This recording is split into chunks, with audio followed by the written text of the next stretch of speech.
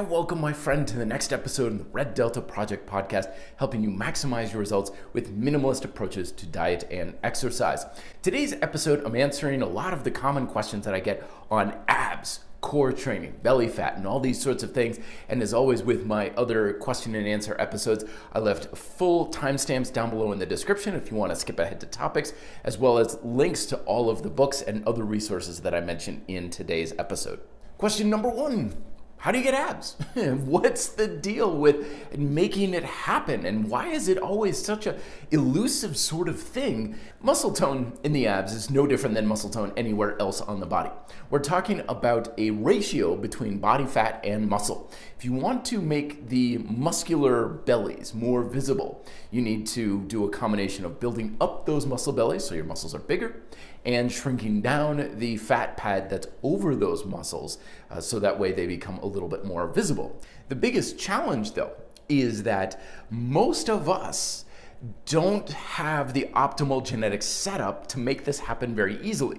A lot of us, especially guys, we are genetically prone to store more body fat in our belly, or abdominal area, and the muscular bellies of the rectus abdominis, which is the main ab muscle, right, is usually not a very thick muscle. It's not like your lats or your quads, which is very big and thick. So if you make it bigger by like 20%, it's a very big noticeable difference in size. But if you made your abs bigger by 20%, it's really not going to be that much bigger. So you can see why this is kind of a little bit of a perfect storm going against you, and why abs are such a coveted thing. Because getting the body fat levels low enough and the muscle bellies to be big enough is very uncommon. And of course, uncommon things are highly coveted and highly sought after. Nonetheless, it is possible, of course, to make any muscle bigger, and it is always possible to make body fat smaller. But the real question is, how easy and practical is it going to be for you based on your genetic predisposition? Some people are going to just naturally store a lot more body fat on the front of their belly. I've seen people who have single-digit body fat, and they still have even a little bit of wiggle jiggle in their abdominal area, because that's just the way they're built. Same thing with muscle. I've seen some people who just have thick, nice, brick-like stacked up abdominals, and it's way easier for them to have abs, even if they have like 15% body fat. But when it comes to the opposite, if you have small, little, tiny muscle bellies, you make them bigger, you could still be pretty lean and not really have much in the way of abs. So to conclude this question, the first thing to recognize is the biggest shortcoming you're coming across a question of fat, muscle, or both? And then focus on that. If it's a fat thing, focus on caloric expenditure and diet. If it's a muscle thing, focus on exercise and working those, which I'll get into in further questions. Second question is along the same lines of lower abs, right? I want to develop the lower abs.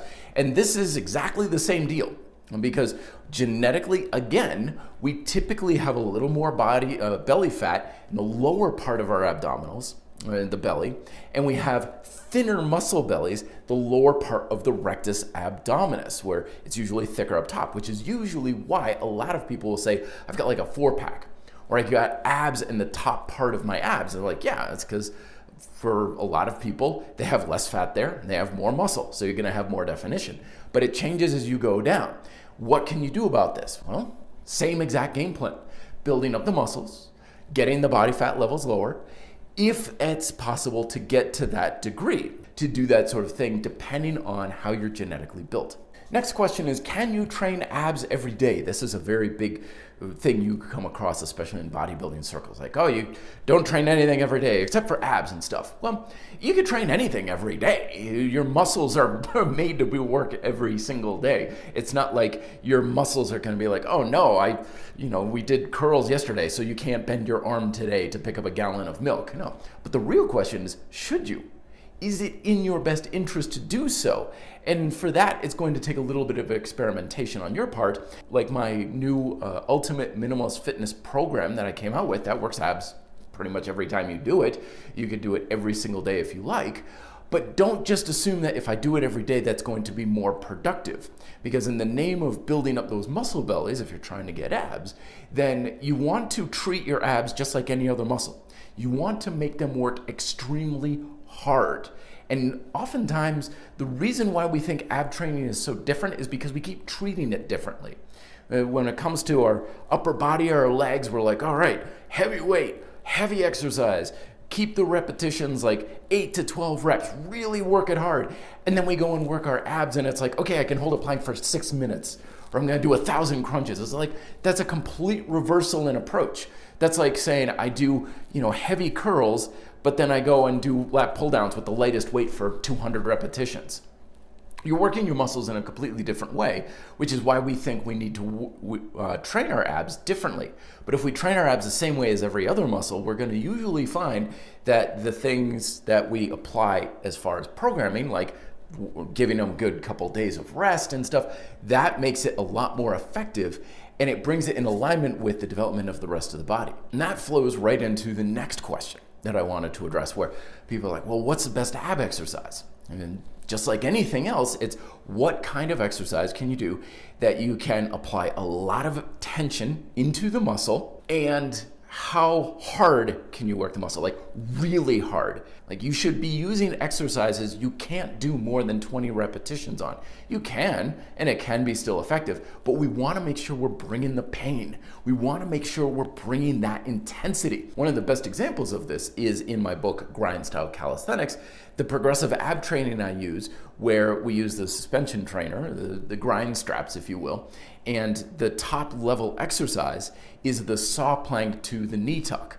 A very intense exercise, very easy to adjust the intensity to be very high. So usually when I do that exercise, I make sure I'm doing it for maybe like 6 to 8 repetitions. If I'm getting more than 10, I walk myself forward or I push myself back a little bit more during the saw plank to make those abs really work extremely hard. Next question is concerning low back pain. There's two different ways this one formats.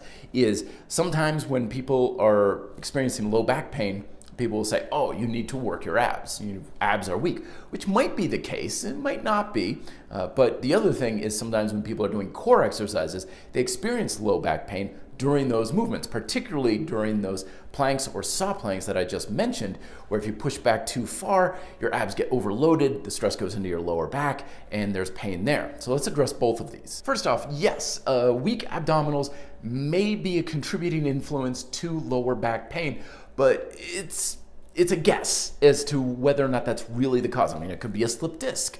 It could be some sort of injury. It could be scoliosis. It could be habitual. There's a million reasons. As with all pain in the body, get it checked out. See someone for hands-on diagnosis of what's really going on.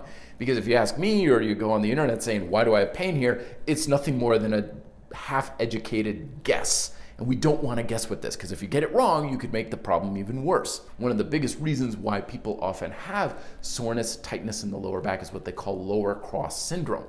Lower cross syndrome is, yes, weak abdominals, also tight hip flexors, also weak glutes, weak hamstrings, and weak upper back. So what this is doing is it's creating an anterior pelvic tilt, particularly if you're standing. This is usually the case if you're standing like in line, or like you're at a show or something, you're on your feet for a while and you're like, oh, my lower back, lower cross syndrome. So there's a lot of pieces there to handle. Now, if you're experiencing low back pain during your core training, what that usually is a sign of is that your abs are getting overloaded. The exercise you're doing is too heavy. And what's happening is, instead of supporting your lumbar spine with the tension in your abdominals, you're getting a good amount of pull from your psoas muscle. That's a hip flexor, has 78 attachments to your lower back, and these two muscles, they kind of have this balancing act between them. Your abs kind of push your lumbar back, the psoas pulls it forward, so if they're working in a balanced way, they keep a good structural stability in your lumbar spine. But if your abs are not strong enough, or they're not tense enough, then your psoas is pulling that spine forward, and that kind of feels like that dull, aching pain you feel in your lower back.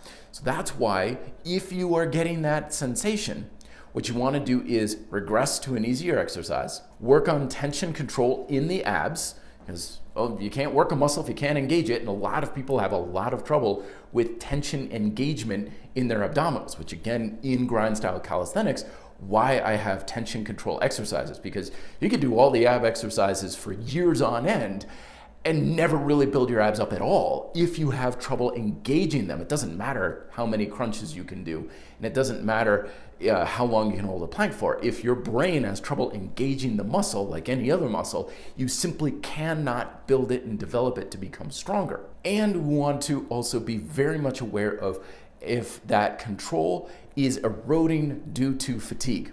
So you could be holding a plank or doing those saw planks and stuff, and you're like, I'm gonna do 12 reps, but after 5, you notice it in the lower back, your abs have effectively just left the building. So not only is it painful, but you're not getting really much any benefit out of continuing the exercise. So it's best to stop, rest, maybe try some cat-cows to re-engage the abs a little bit more, and go again with some lower repetitions to really focus on working the abs effectively. And thank you very much for watching. As always, don't forget, check out my book, Grind Style Calisthenics, for intense abdominal training. Link is down below in the description. If you're looking for the best bang for the buck suspension device on the market today, highly recommend the RT17. Link is down below for that as well. Further comments and questions for future videos are always welcome. Thanks again. Be fit, live free.